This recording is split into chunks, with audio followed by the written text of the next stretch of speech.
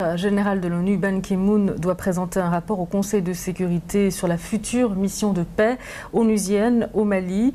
Nous allons tenter d'en savoir un peu plus avec M. Carlos Lopez, invité de l'entretien du jour sur Alcara, secrétaire général adjoint de l'ONU, secrétaire exécutif de la Commission économique pour l'Afrique. M. Lopez, merci d'avoir accepté l'invitation d'Alcara. Bonjour, merci. Bonjour, merci. Alors la MISMA devrait donc se transformer en une force onusienne. L'ONU doit prendre le relais de l'Union africaine pour son financement. À combien est-ce que vous estimez son coût? Alors comme je vous ai expliqué, le coût, ça fait partie d'un processus de planification. Et il y avait déjà une mission de planification qui était présente à Bamako, même avant l'intervention française.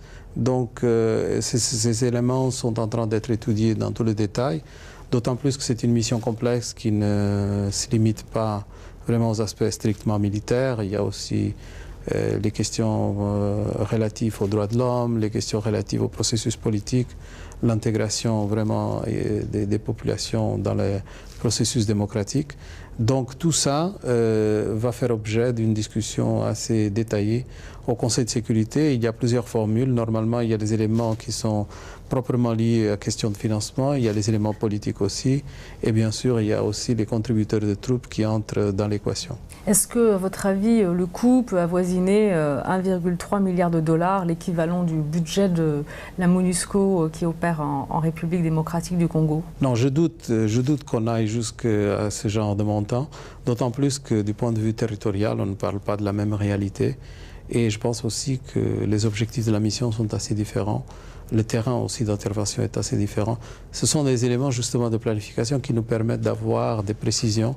Mais je pense que c'est une mission qui est appelée vraiment à répondre aux défis tels qu'ils se présentent, mais aussi en tenant compte des contributions d'autres éléments importants dans la discussion, c'est-à-dire le fait que des troupes de la CEDEAO sont déjà présentes sur le terrain, le fait qu'il y a déjà eu une intervention importante française et le fait que, bien sûr, l'Union africaine est impliquée aussi dans les discussions. Les effectifs, on parle de 10 000 à 15 000 hommes. Est-ce que le déploiement précis de cette force onusienne va dépendre justement des capacités financières, de son financement ou bien de la situation réelle au Mali? Quel est le facteur le déterminant? Ouais, vous savez, c'est toujours un ensemble d'éléments. Il y a l'élément politique, il y a l'élément financier, bien sûr. Il y a l'élément aussi de disponibilité de troupes, parce que ce n'est pas évident quelquefois que les pays contributeurs de troupes puissent avoir la disponibilité envisagée par le dessin, disons, optimal des missions. Il y a aussi des éléments qui sont liés au fait que la discussion au sein du Conseil de sécurité est une discussion qui n'est pas seulement du ressort des Nations Unies, mais aussi des différentes organisations régionales, sous-régionales qui sont impliquées dans les affaires. Et dans le cas de figure, au Mali, comme vous savez, la première discussion a commencé avec la CEDEAO, ensuite l'Union africaine et maintenant les Nations Unies. Donc je pense qu'il y a beaucoup de concertations à faire. Avec Bamako également? Bien sûr, ça va sans dire. Même si la situation politique au Mali est une situation assez volatile. Mais je pense que le plus important à retenir, c'est que les effectifs qui seront nécessaires seront le fruit de toutes ces discussions et notamment des missions de planification. Les Nations Unies ont envoyé une mission de planification même avant l'intervention française. Donc ils étaient déjà sur le terrain en train de faire de la planification. Donc la planification, elle n'est pas seulement dans le domaine spécifique militaire, mais aussi dans les autres domaines qui intéressent, comme par exemple les problèmes de la réconciliation politique, le problème des droits humains, etc. Donc il y a tout un tas d'éléments qui entrent en composition et qui ne sont pas seulement de nature à régler le problème militaire proprement dit. Donc c'est une question beaucoup plus complexe. Et dans le cas de Mali, on ne va pas régler le problème en ayant seulement une présence militaire. Les dernières déclarations du président Gokuna Traoré, qui ne s'est pas vraiment prononcé entièrement pour ce déploiement d'une force onusienne. Vous savez, les discussions vont bon train et le président Traoré il a eu l'opportunité à plusieurs reprises d'affirmer son désir de paix, et notamment au sein des discussions qui ont été organisées par l'Union africaine. Et les positions maliennes ont été assez claires de vouloir qu'une solution soit trouvée. Je pense qu'il est en contact direct avec le secrétaire général des Nations Unies, il est en contact avec d'autres membres du Conseil de sécurité. Donc il y a beaucoup de points d'entrée pour que les positions maliennes puissent être non seulement exprimées, mais respectées. Je pense que tout le monde veut respecter. Mais ce sera à peu près entre 10 000 et 15 000 hommes, ce déploiement? Comme je vous ai dit, les planifications ont été faites et elles ont été mises à la disposition du Conseil de sécurité. Il y a les éléments politiques, il y a les éléments financiers, les éléments de contribution de troupes. Donc tout ça est en train d'être discuté. Le Conseil de sécurité n'a pas encore pris de décision finale sur la composition et la structure exacte de la mission. Alors l'ONU table sur un déploiement de cette mission au Mali en juillet. Juillet, c'est aussi la date des élections annoncées par la transition. Est-ce que vous confirmez ces délais? Parce que ça suppose évidemment une résolution dans le courant du mois d'avril. Bon, je n'ai pas d'informations de première main sur comment la question des élections va être réglée. C'est enfin, la feuille de route est la feuille de route de la CEDEAO.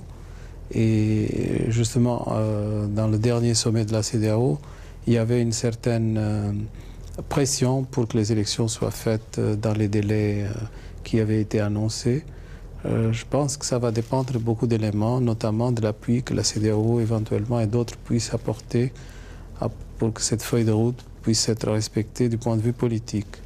Bien sûr, il y a les aléas de faire des élections quand vous sortez d'un conflit. Donc il y a des problèmes de déplacement des populations, il y a des problèmes qui sont liés à la capacité même des infrastructures, partiellement détruites par le conflit. Il y a les difficultés aussi de rassurer les populations que le processus est transparent. Donc tous ces éléments sont vraiment de nature à demander beaucoup plus de réflexion. Et je pense que c'est aux autorités maliennes de dire si elles peuvent vraiment le faire. Mais je pense que vraiment les défis sont énormes. Et concernant le mandat de cette force onusienne, on s'interroge encore sur sa dénomination. On parle de mission des Nations Unies pour la stabilisation de paix au Mali, la MONUSMA, ou mission des Nations Unies pour le Mali, la MINUMA. Quelle différence cela suppose? La différence normalement est liée au fait que vous pouvez avoir différents types de mandats dans ces genres de missions. Il y a une évolution dans la discussion sur le maintien de la paix. Avant, c'était très clairement une fonction qui concernait la répartition des parties en conflit par une intervention des Nations Unies qui stabilisait la paix. Et ça se faisait entre pays. Maintenant, la plupart des conflits sont internes à un pays. Et donc, protection des populations, par exemple, est devenue très importante dans la définition du contour de la mission. On a vu ça au Congo. Quand les caractéristiques de protection des civils n'est pas très claires, très souvent, il y a un problème de crédibilité des missions. Elles ne peuvent pas intervenir, mais les gens ne savent pas que c'est justement le mandat qui empêche l'intervention. Donc il y a une évolution de cette discussion et aujourd'hui, on est beaucoup plus prêt à donner aux missions une dimension plus holistique, une dimension qui permet de traiter l'ensemble des difficultés liées au conflit et pas seulement une partie des problèmes. Et donc la désignation devient importante pour pouvoir capter le sens même du mandat qui est donné à la mission. Vous savez, très souvent, quand on change le mandat, on change le nom. Et on a vu ça à plusieurs reprises en Afrique. Donc je pense qu'ici, on veut commencer bien et donc avoir une désignation qui peut vraiment capter dans l'imaginaire de tous l'essence même du mandat de cette mission.